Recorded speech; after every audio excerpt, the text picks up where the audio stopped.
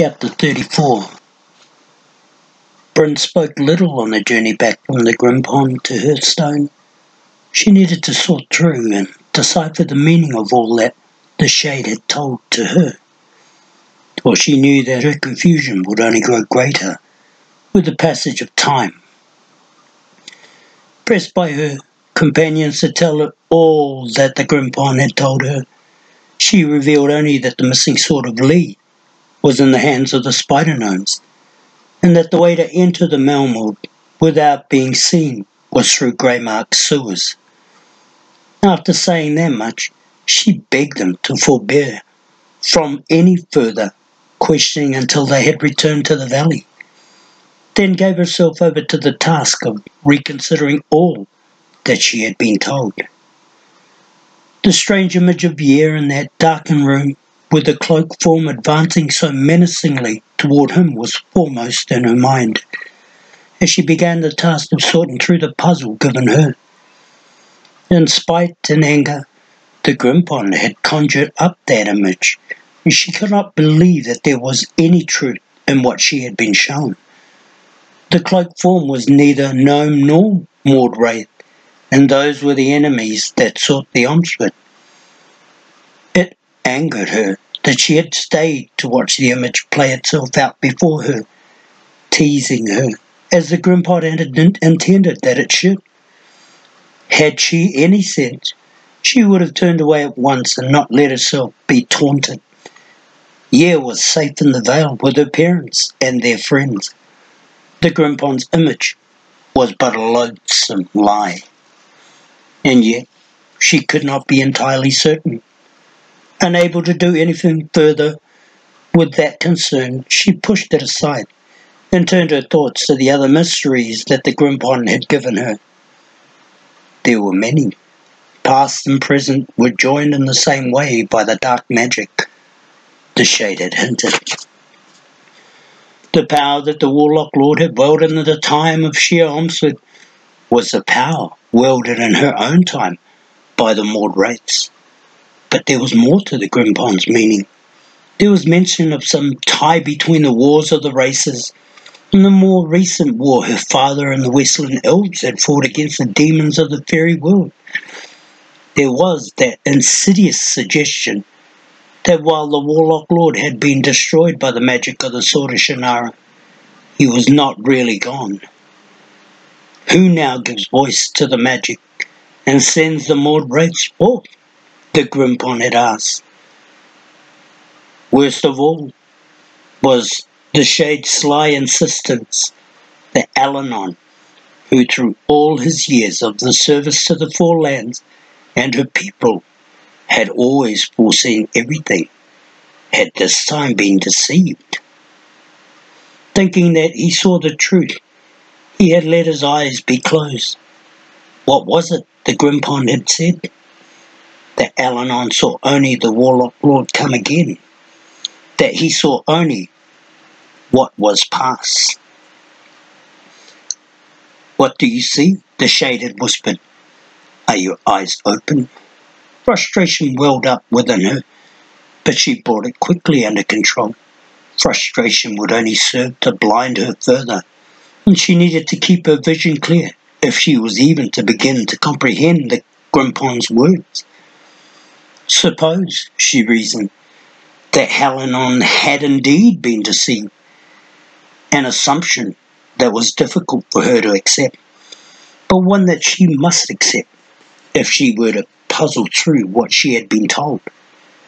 In what way could that description have been worked?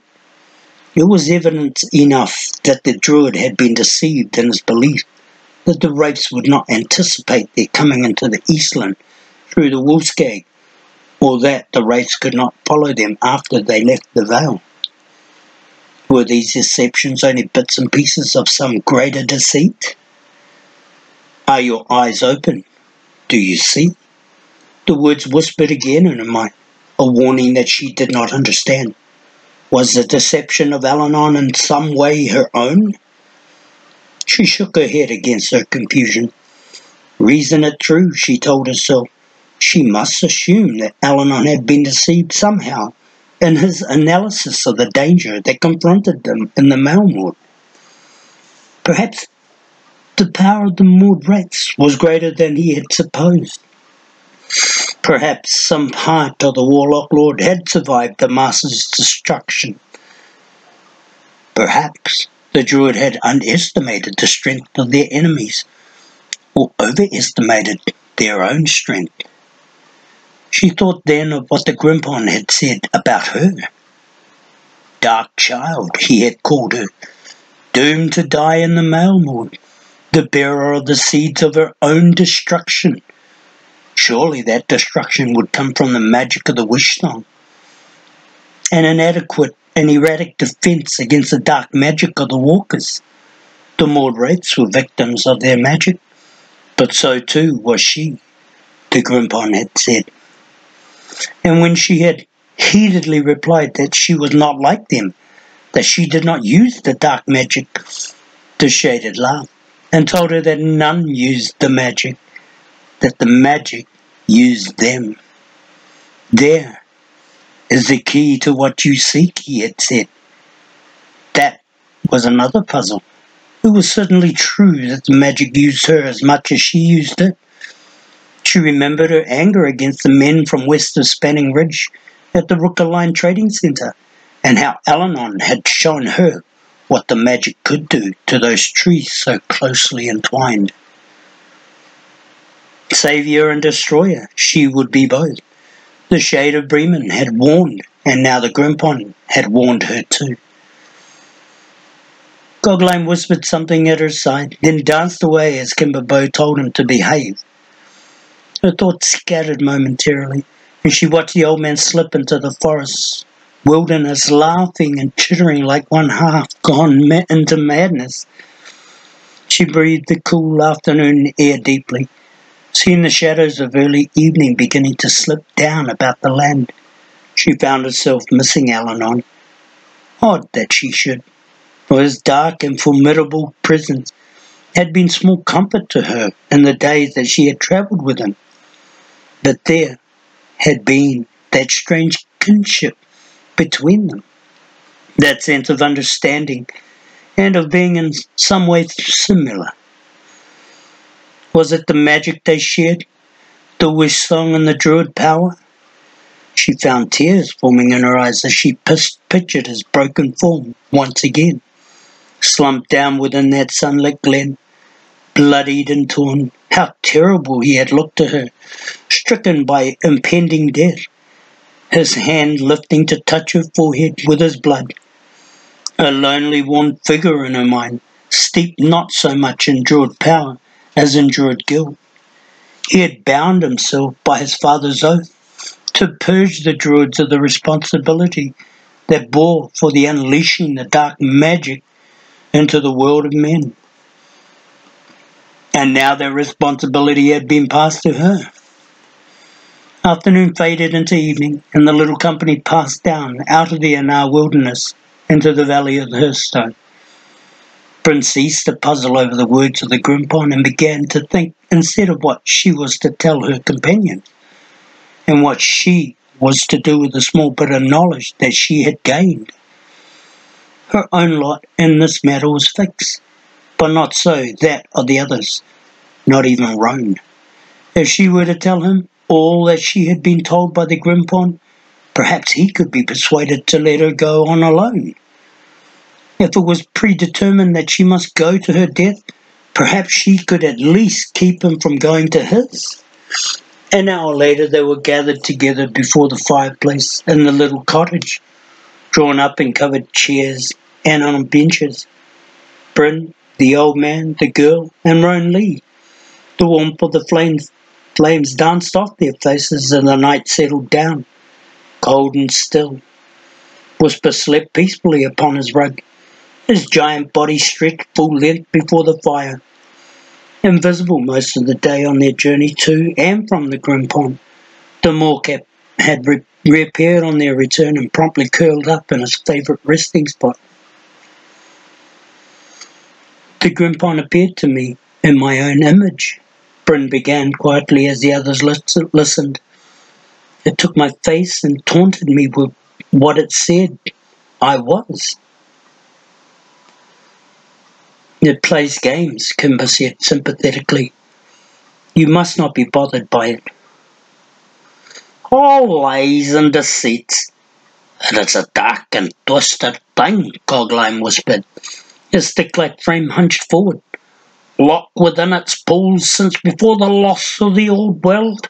Speaking riddles, no man could hope to unravel. Or woman either, grandfather, Kimberbow cautioned gently. What was it that the Grimpond had to say? Rome wanted to know. What I have told you, Brin replied, that the sword of Lee is in the hands of the spider gnomes, pulled from the waters of the charred rush, that the way into the Malmwood, without being seen by the walkers, is through the sewers of Greymark. There was no deceit in this, he pressed. She shook her head slowly, thinking of the dark way in which she had used the Wishsong's magic. Not in this, Cogline snorted. Well, the rest was lies, I'll wager. Brin turned to him. The Grimpond said that death would come to me in the Malmwood, that I could not escape it. There was a hushed silence. Lies, just as the old man says, Roan muttered finally. The Grimpond said that your death awaits you there as well, Roan. It said that we both carry the seeds of that death and the magic we would weld. Yours in the sword of Lee, mine in the Wishsong. And you believe that nonsense? The Highlander shook his head. Well, I don't. I can look after the both of us. Brin smiled sadly. But what if the Grimpond's words are not lies? What if that part too is truth? Must I bear your death on my conscience, Roan? Will you insist on dying with me? Roan flushed at the rebuke. If I must, Eleanor made me your protector when I sought to be so. What manner of protector would I be if we were to abandon you now and let you go on alone? If it is predetermined that we should die, Brin, then let that not be on your conscience. Let it be on mine. Brin had tears in her eyes again, and she swallowed hard against the feelings coursing through her. Girl, no crying now, no crying. Cogline was suddenly on his feet, shuffling over to where she sat. To her surprise, he reached up gently and brushed the tears away. It's all games with the Grimpond, all lies and half-truths. The shed predicts everyone's death as if it were blessed with special insight. Here, what can a spirit thing know of death? He patted Brin on the shoulder, then scowled inexplicably at Roan, as if the fault were somehow his, and muttered something about dreaded trespassers.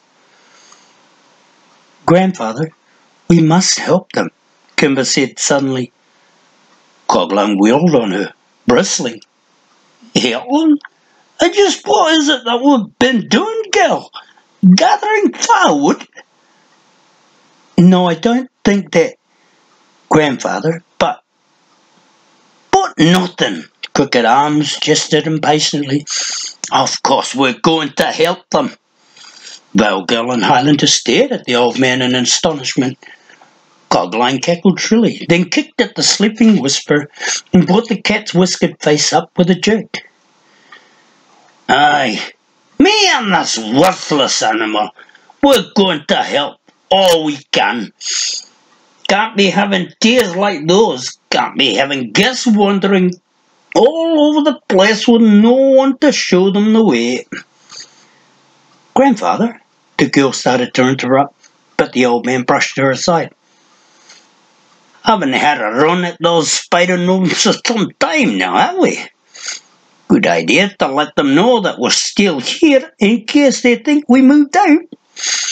Up on Tuffer Ridge, they'll be. No, not this time of the year, no. They'll I'll be down up the ridge to the moor with the season's change at hand. That's their ground. That's where they'd take a sword like that, if they pulled it from the river. Whisper will track it for us. Then we'll turn east, skirt the moor, and cross to the Ravensong. Day or two, maybe. All told. He wheeled back again. But not you, Kimber. Can't have you out and about in that country. Walkers and all are too dangerous. You stay here and keep the home. Kimber gave him a hopeless look. He still thinks of me as if I'm a child. I'm the one who should worry for him. You don't have to worry for me, Gogline snapped.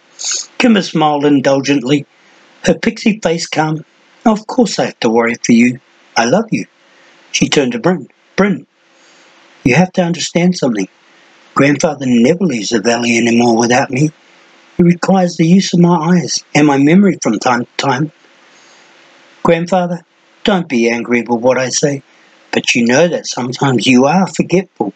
Besides, Whisper will not always do what you tell him. He will disappear on you when you least want him to.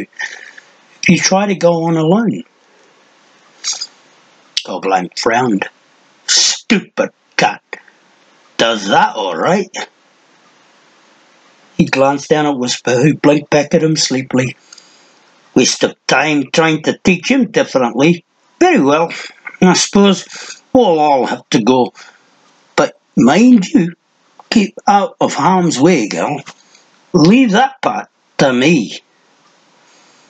Brin and Rowan exchanged hurried glances. Kimber turned to them. That is settled then.